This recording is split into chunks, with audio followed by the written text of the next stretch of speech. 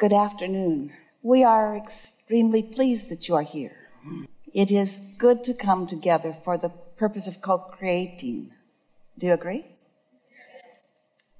Are you knowing what you are wanting? It moves around a little bit, doesn't it? Does your desire continue to evolve? Life helps that happen, doesn't it? So, were you here yesterday? Do you feel warmed up enough? Okay, we're going to give you the short version warm-up, all right?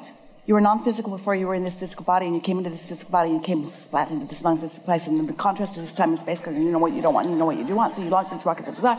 They go into the vortex, and when it's in the vortex, then the vortex in your inner being stands there, and your inner being becomes the point of attraction that says all of that. Then your work is to just line up with that, okay?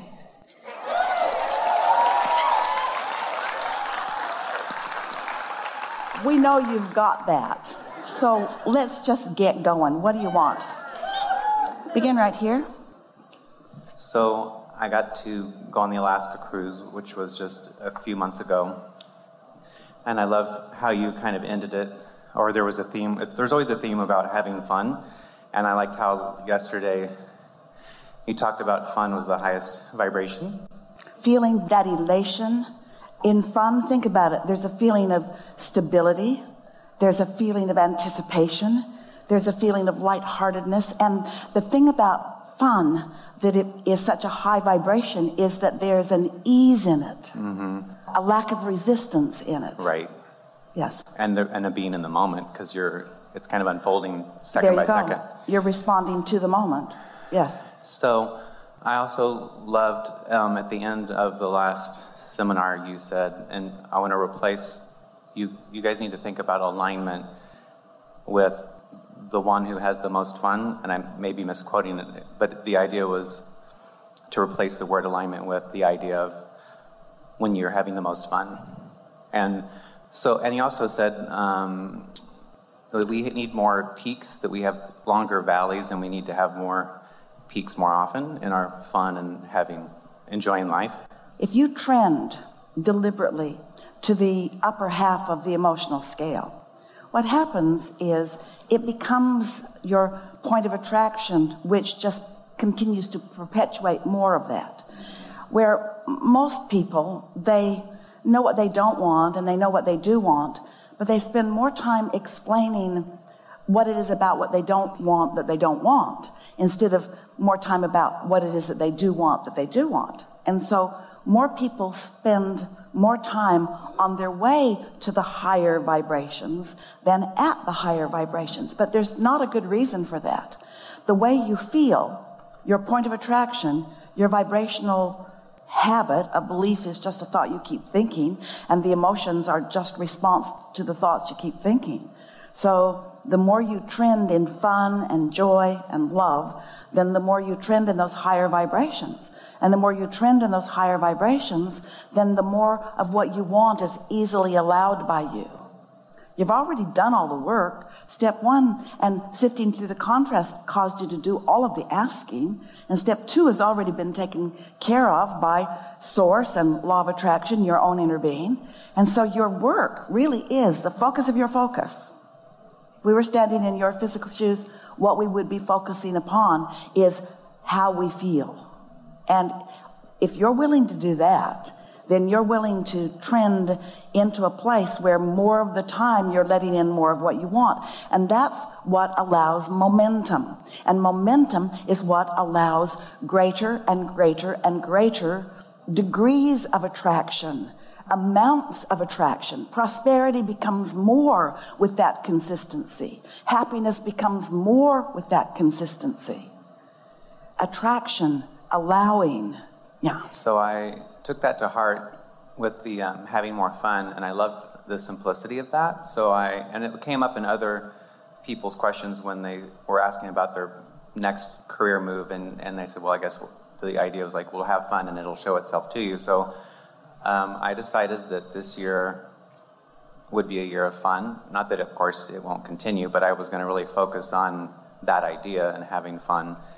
And I also like the idea that if you have fun, that everything else will take care of itself. I don't have to. Because the details will work itself out. Fun is a state of allowing. Right. And everything else is already taken care of because you did step 1, and source is doing step 2. And if you're having fun, you're doing step 3. So everything's in alignment.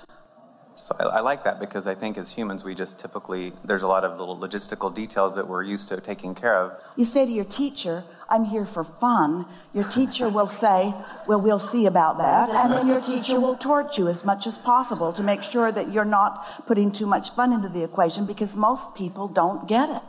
Most people would rather hear you say, I will strive for determination, and I will focus myself and sacrifice myself into accomplishment. And when you throw fun into that equation, it's too frivolous for them. They don't get it, but it is it. Fun and love and joy and appreciation, those are the emotions that are the strongest indicators of your most allowance. So with that idea of wanting this year to be packed full of fun, I thought, okay, I want to do something in November or December, because I already signed up for the Caribbean cruise, and then I wanted to do a trip, and so I kind of looked at my year and wanted to plan some fun things, and I had this wonderful destination. It was a beautiful city. It met all of my requirements for what I just love and is fun, but I never felt that feeling of just pull the trigger and plan this trip. This was for late November. And so I said, okay, universe, I want to feel that clarity of just pulling the trigger. I trust that there must be a reason why I'm not feeling like I should just pull the trigger. And I knew that the universe would give me an answer. And then the next day I did my meditation, and the answer came, what about the Pacific cruise? And I just thought, I would have never considered it in a million years, because I just did the Alaska cruise. That's frivolous. That's crazy. You just went on a cruise. So it wasn't even in my considerations. That it was oh no, in a couple months I'll have some more fun. So I loved how that answered itself. And what if life is supposed to be so good that it's better than we would even allow ourselves to think of? It wasn't even in my consideration set. We want to talk about this. We really like this theme you've got going here, because it is nice to have an intention about something and to plan for it, to trend toward it, to let the juices flow toward it, and let the cooperative components be gathered about it. That's all really a good way to live, to plan those big events. But when we're talking about alignment or fun, alignment meaning the feeling of an emotion that feels good while you're having it, we're talking about those moment to moment to moment to moment to moment to moment things. Sure. A lot of fun is surprise. And what we would like you to consider is that while it is really a good idea to plan a trip and to get all your ducks in a row as best you can, and to think about it in good feeling terms, so that as it unfolds for you, it will be much of that. But there is something really delicious about moment by moment by moment. You know how in television programs or in the arts, they call it situation comedy. Well, we like that, don't you? Fun from the situation. Fun from the cooperative components. Fun that you can't have necessarily on your own with one singular train of thought or one singular perspective. But when you start meshing and merging together with others who are also cooperative components, or even if they're not, your inner being can guide you to the cooperative component part of even the most uncooperative of others. And it's really fun.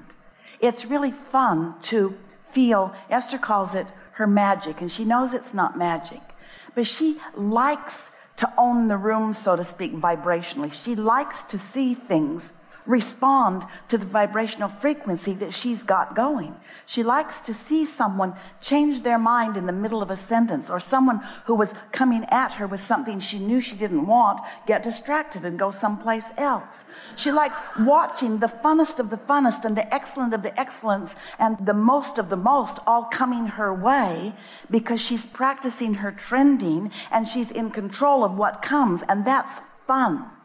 It is so fun to get an impulse. It came out of what felt like nowhere. It didn't come out of nowhere. It's been trending. She just, for whatever reason, in her attitude of fun, in her attitude of lightheartedness, which is the best part of what fun is. It's that Esther used to say to Jerry, let's go get a Coke and pretend like we're on vacation. And what she meant by that, she liked that feeling from her former life experiences where it was vacation time, which meant it's not a time of responsibility. It's not a time of doing things for so many others. It's a time of doing what I want to do. Well, this is what we wish for you in all times. We want that to be your attitude because the universe is yielding to you. And when you understand how it all works and you stop feeling guilty when you're having fun instead of sacrificing, and instead you are operating from the upper half of the emotional scale most of the time so that you're trending that way, things get better and better and better so that things that seem sort of inconsequential but aren't begin piling up in lovely ways until there can be just this stream of events that happens where you know you are so blessed. In this last few days, or maybe about 15 days prior to this cruise, four different important to Esther people, not up close to her, but friends, people she really cares about, have had 4 very consequential experiences. And they're the kind of experiences that when a good friend that you know is involved in them, you take it seriously and it can bring you down, down, down, down, down, maybe even to a point of despair. But when you've been trending and rocking and rolling and feeling good and having fun, then as you interface with people that care about you and that you care about, and they're having something like that going on, you can focus without losing your place. And then clarity about what to do next occurs to you so that you're right on point. You talked about pulling the trigger. You don't want to pull the trigger just because it's time to pull the trigger, so to speak. And maybe that's not the best analogy in the world, but we all know what we're talking about. That point in time when you make the decision that this is a decided thing. Esther's been making great, big decisions, the kind of decisions that most people would think that you should contemplate over a long period of time, and it will occur to her, and she will know now is the time for this. And if she talks to some of the people that are up close to her that want her to be a reasonable person, she just explains to them, you should be way past expecting that from me. Because reasonable usually means considering the pros and the cons and the pluses and the minuses, which means shoot the good trend in the foot, which means kill the momentum. When you're weighing the pros and the cons and the pluses and the minuses, you're slowing your momentum way, way down. And the fun factor is going out the window. But when you get tuned in, tapped in, turned on, and fun is something that is a very strong intention, and you can find it almost everywhere you go. There is something fun in every moment. Esther knows for sure that if there were a camera on her all the time, that they would have locked her up a long time ago because she has so much fun with herself on her own at things that are just funny. And she talks about it right out loud. That's really funny, she'll say. Now, I like that. I got that. And she's talking to all of the non-physical friends who she has, who she knows are setting up endless things to surprise and delight her. Endless things to surprise and delight her. Now, maybe that's crazy. In human standards, it's certainly not normal. It is just not normal to be enjoying life so much all the time in the middle of a damn panic. Yeah. I've noticed that I'm being guided around my resistance every time something like this unfolds for me. And I trust and I love knowing that it's okay to have resistance because my inner being's going to guide me around. Like you already said no to the Pacific Coast cruise, but I'm just going to remind you now because I asked, And so I'm loving this new theme, and I want it to be oversimplified in the sense that I love to learn that we don't need to be in problem-solving mode because then we're taken out of the moment. This is really good. You have said something which is eliciting something from us that we've never said before. Problem solving. Those words don't go together because the problem and the solution are 2 entirely different vibrations. That's what's been wrong with that all along.